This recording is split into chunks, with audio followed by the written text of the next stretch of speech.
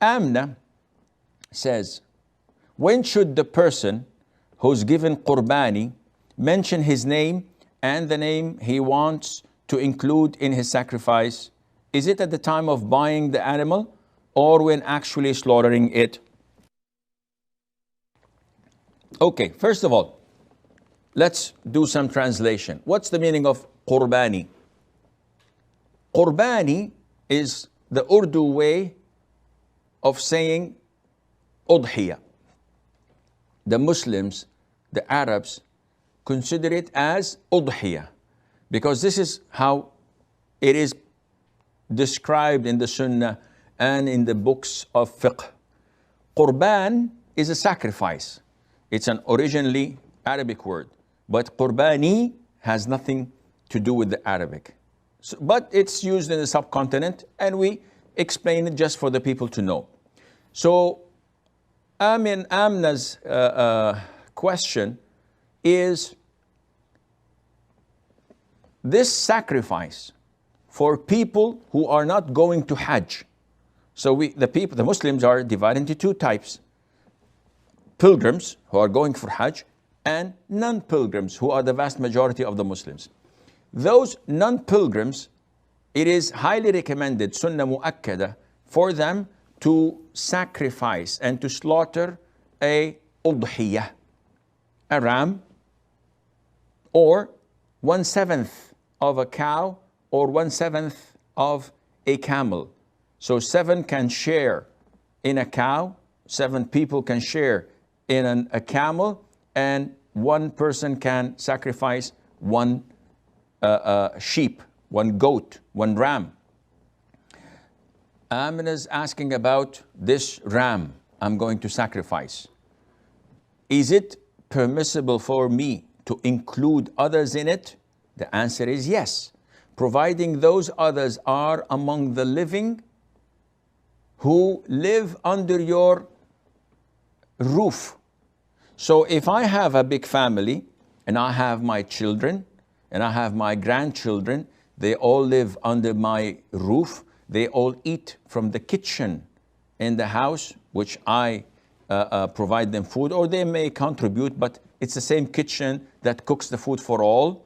In this case, 1 sacrifice, 1 sheep, or 1/7 of a cow, or 1/7 of a camel, suffices for the whole entire family who live under my roof. As for the dead, I also am entitled to include the dead. So I include in my same ram the living under my roof and those who have died, such as my father, my mother, my grandparents, my uncle, my cousins.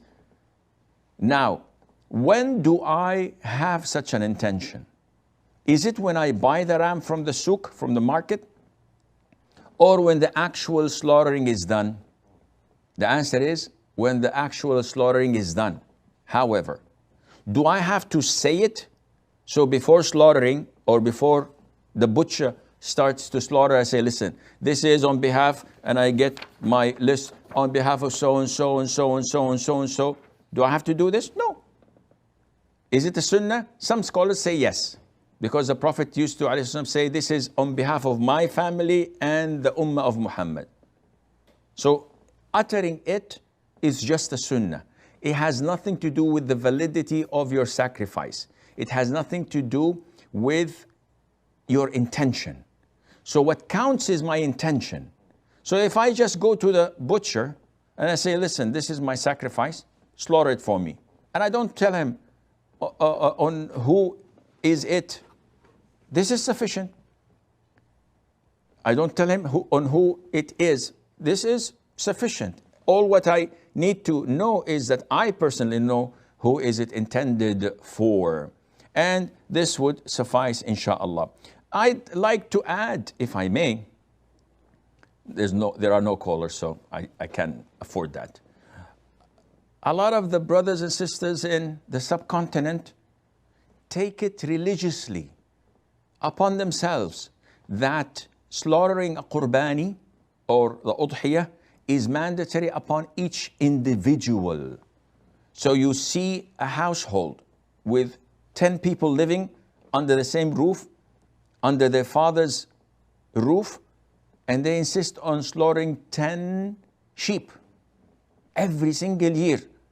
And this adds a lot of burden upon them financially. And it is not part of the Sunnah. The Sunnah is to slaughter one. This is sufficient and does the job. Now, if you're a millionaire, or if you are well off and you'd like to slaughter more, this is okay.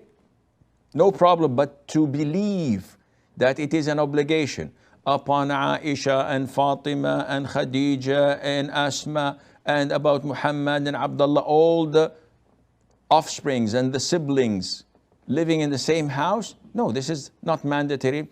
And there is no such thing as a sin if none of them slaughters except the father of the house. There's no sin at all. There is not even going against the Sunnah. It's totally legit. So people could utilize the money elsewhere.